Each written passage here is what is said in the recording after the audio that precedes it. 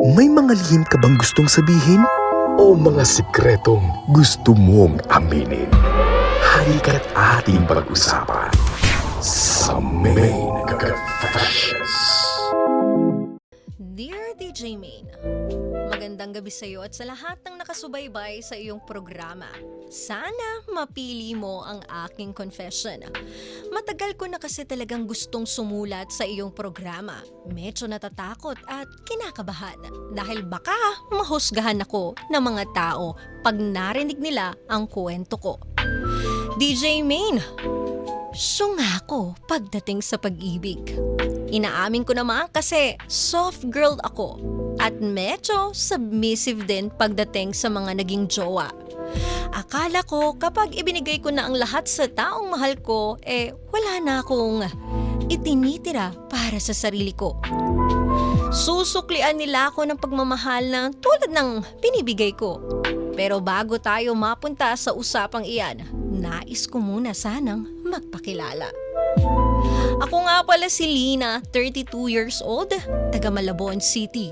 Single parent at 2 na ang aking anak. Nagtatrabaho ako sa isang bar dito malapit sa aking tinitirahan. Ito na lang din kasi ang choice ko para medyo malapit ang uwian ko. Masaya naman ako sa trabaho, stable ang lahat at nabibigyan ko ng sapat na pagkain ang 2 kong anak. Pagdating naman sa itsura, DJ Main, di rin naman ako magpapatalo. Masasabi ko namang maganda at sexy ako. Masasabi ko ring malapad ang aking bewang. Siyempre, gifted din itong hinaharap ko. Hindi naman sa iniyayabang ko, marami kasing lalaki ang talagang naghahabol dito. Aware ako doon. Pero once na ma-in love ako, bigay, toto. At alam kong sa'yo lahat ito. Kaya nang dahil doon, nabuntis ako, DJ Main. 2 beses at magkaiba ang ama. Kaya naman dito, nais kong simulan ang aking confession. Ang kwento palang ilalahad ko ay akala ko na natuto na ako dahil hindi pa pala. Itatago ko na lamang ang pangalan ng 2 anak ko. Dahil para na maprotektahan sila pagdating ng panahon. 5 years old ang panganay ko at babae siya. At 2 years old naman ang bunso kong lalaki. Pareho na ako ang nag-aalaga sa 2. Walang tatay na kasangga o nagtutustos para sa kanila. Mabigat man sa part ko pero okay lang sa akin. Dahil kahit papaano naman naitatawid ko sila. Oo, mahirap pero kailangan magsumikap. Ako ang nagsilbing ilaw at haligin nila. At dahil dito, alam ko sa sarili ko na kaya kong mag-isa. Hindi ko kailangan ng lalaki sa buhay para lang mabuhay sila. Para sa akin, pare-pareho na lahat ng lalaki. Ayokong lahatin, pero nakakatakot na rin kasing magtiwala. Kaya ang sabi ko sa sarili ko, last na to. Ako nang bahala sa mga anak ko. Pero akala ko lang pala talaga iyon.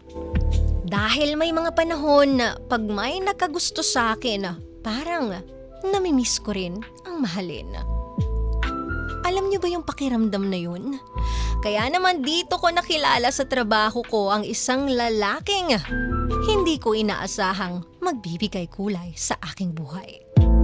Siya si Dennis, mas bata sa akin ng 2 taon. Mahilig siyang uminom ng beer. Nung una, wala akong pakialam sa kanya. Normal na customer lang naman tingin ko sa lahat. Ang tingin ko pa nga sa kanya nung una ay parang mahilig mambabae. Ang tapang kasi ng pabango niya. Tapos, parang puputok yung suot niyang polo dahil sa laki ng muscles niya. Dahil doon, mali ako ng akala sa kanya. Dahil nung nagkausap kaming 2, ang rason pala ng madalas niyang pagpunta sa bar, marami siyang problema. Hindi sa babae at hindi rin tungkol sa pera. Dahil ang sabi niya sa akin, Wala to, miss. Marami lang talaga akong iniintindi sa trabaho. kaya pala ang dalas mo ditong pumunta sa bar, sir. Dahil dyan, sir. Nakakaawa ka naman. O sige na, sagot ka na isang bote mo. Akong bahala sa'yo. Hindi na kailangan, miss. Maraming salamat pero okay na ako. At pagkatapos ng encounter na iyon, mas naging madalas ang pag-uusap namin ni Dennis. Hanggang sa ako na ang takbuhan niya ng problema. Oo, parang naging magkaibigan kami nang hindi ko namamalayan. Kaya naman hindi nagtagal, nagkapalagayan kami ng loob. Dumating na nga sa point na hinahatid niya ako pauwi. Dumating na nga sa point na ang sipag-sipag niya at consistent para hindi na daw ako mapagod mag-commute. At halos 6 months naging ganun ang aming routine, araw-araw. Hanggang sa umabot kami sa panahong parang unti-unti na siyang naliligaw sa akin. Yung tipong hindi mo mahalata dahil low-key lang siya. Pero fast forward, DJ Main, hating gabi na noon at kakahatid niya lang sa akin, galing trabaho. At doon niya unang nakita ang 2 anak ko. Madalas kasi pag hinahatid niya ako sa labas, o sa labas lang siya naghihintay, kaya naman sa tawid lang niya ako binababa. Pero this time, sumama siya sa akin sa bahay. Kaya naman, pinakilala ko na rin siya sa aking anak. Hindi ko alam kung anong mararamdaman niya noong mga oras na iyon, pero isa lang nasa isip ko. Baka dumistansya na to. Pero nagulat ako noong nakipaglaro siya sa mga bata at nangako na susunod na pagbalik niya may dala na siyang regalo. Hindi ko in-expect na gagaan ang loob ng mga bata sa kanya. Pagkatapos noon ay nagpaalam na siya sa mga anak ko. At nagsabi rin ako na ihahatid ko lang si Dennis sa labas. Hanggang naglalakad kami dito, sinubukan kong asarin siya. Uy, dahil magbibigay ka ng regalo sa mga anak ko, may ibibigay rin ako sa'yo. Kahit ano pa yan, Lina. Tatanggapin ko yan noong buong-buo basta galing sa'yo. Inaamin ko medyo kinilig ako sa sagot niya. Kaya naman doon na ako naglakas ng loob para tanungin siya. Dennis, ano ba talaga tayo? Sa una, tahimik pa siya. Gusto ko sanang sabihin na kalimutan niya na lang. Pero bigla siyang nagsalita. Lina, kasi mahal kita, Lina. Matagal na. Sa sinagot niyang iyon, parang may kakaiba akong naramdaman at bigla kaming nagkatitigan. Dito, unti-unting lumapit siya. Bigla niya akong niyakap. At doon, yumakap na rin ako pabalik. Namimiss ko yung ganung pakiramdam, DJ Main. Feel ko yung comfort at safe zone nung niyakap ko siya.